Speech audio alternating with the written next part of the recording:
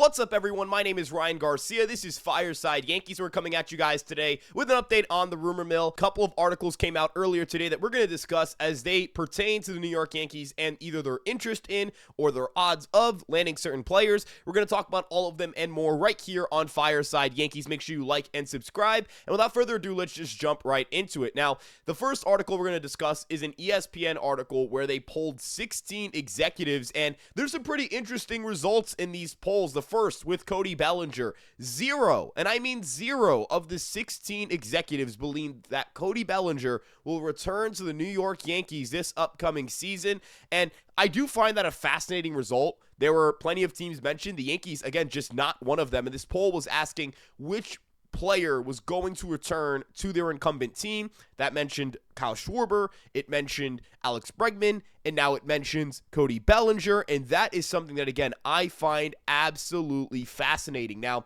when we talk about some of the teams that are linked to Bellinger in this article, Schwarber got 7 votes, Alonso got 4 votes, Bregman got 4 votes. For Bellinger, a lot of them just feel as if that the Yankees getting Bellinger opens the door for them to get Kyle Tucker for the Yankees, and it's going to be interesting to see kind of where the Yankees go from here, whether the Yankees are going to end up really being able to acquire Bellinger or not. We're going to discuss his market in a little bit, but in kind of, following with that notion, 6 of those 16 executives believe that the Yankees will sign Kyle Tucker. Now, that is the most votes for any team getting Kyle Tucker.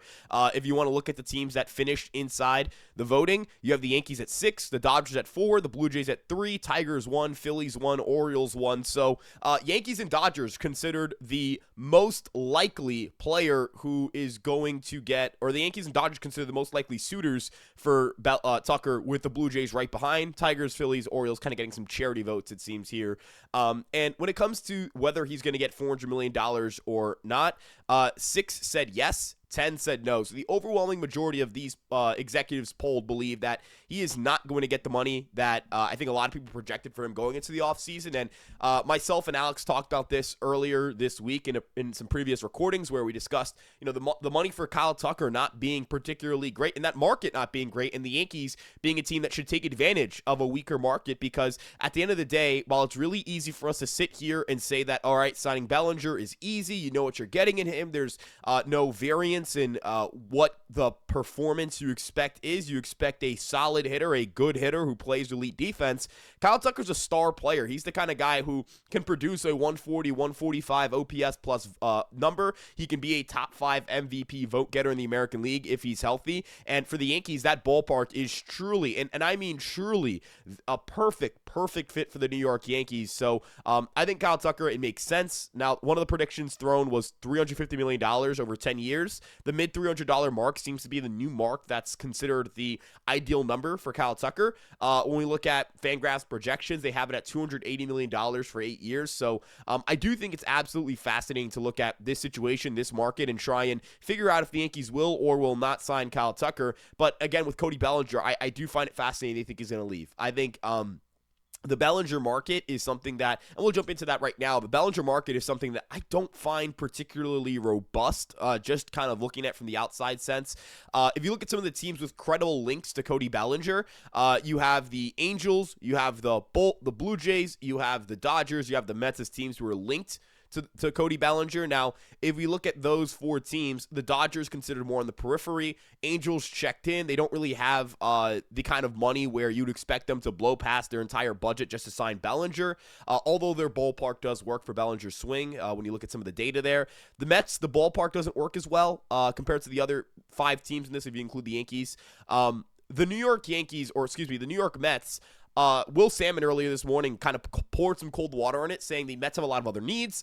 The trade of Bellinger does not necessarily mean that they're going to get in on the big free agent market, although they are opportunistic and they will jump in at situations that make a lot of sense. But again, I don't think that article was the Mets are going to hard pursue Cody Bellinger, and would kind of be weird for the Mets to go out and pay Cody Bellinger after trading Nimmo, a corner outfielder who aged very poorly after losing his athleticism, and then signing a guy who's Athleticism could technically go at any point as he's 30 years old. That would feel a little bit weird, and the ballpark is the worst fit for Bellinger among these 5 teams. The Blue Jays, they consider Bellinger a fallback for Tucker, according to a lot of reports, and they have a lot of needs. Bo Bichette, starting pitching, bullpen, they've got some issues in that group, so I do wonder how focused they'll be on the outfield market, and then that leaves the Yankees, and it's why I think Bellinger, if the Yankees really want him back, they're going to have him back. I think that the ESPN polling might just suggest that, hey, maybe they don't really want him back that badly, or maybe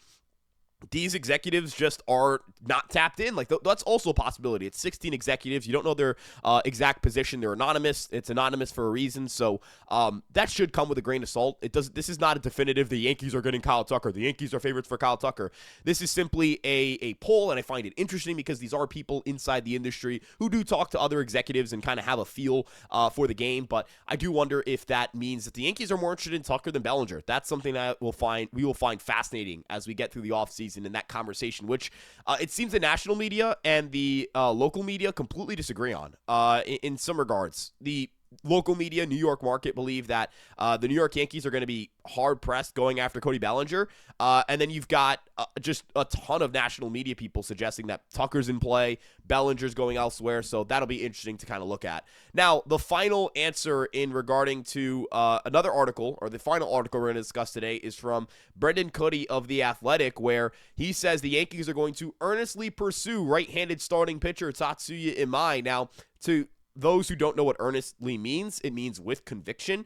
And earlier this week, we reported Tatsuya Imai is a top-level priority for the Yankees. They view him as a big, big deal. They really want to bring him in. They think he's a very, very productive starting pitcher who would get them back into the international free agent market. The Giants are a team that has interest, and the Giants make a ton of sense. We talked about Imai saying he wants to beat the Dodgers. He wants to strike out Ohtani. And if you take that really literally, the Giants would be a team that make the most sense. They're in that division.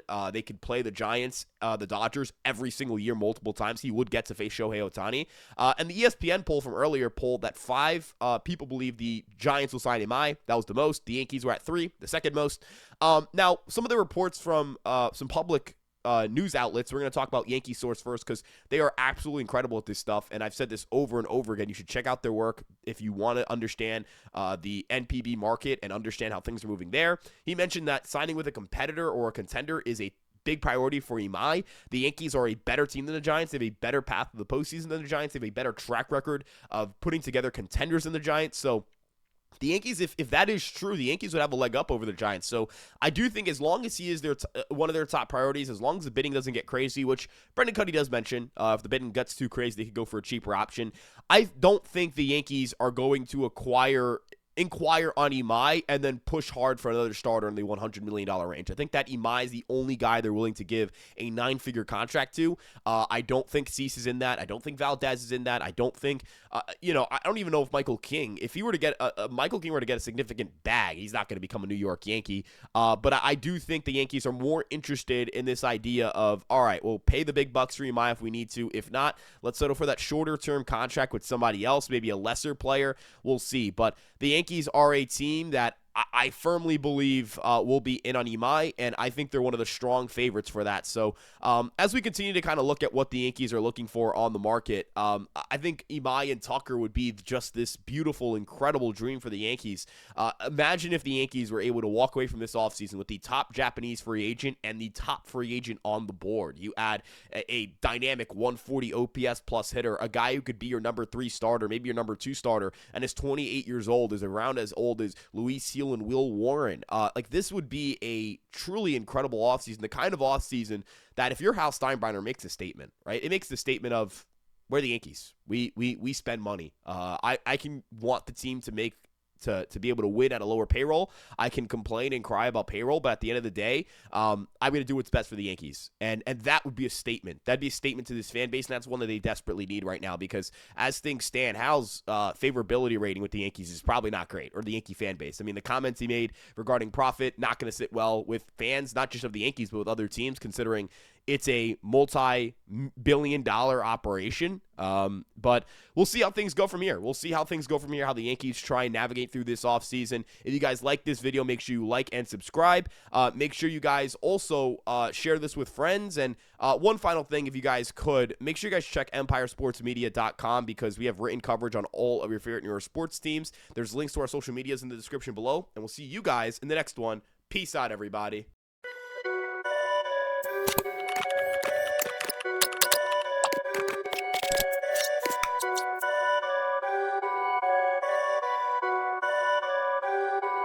Perfect.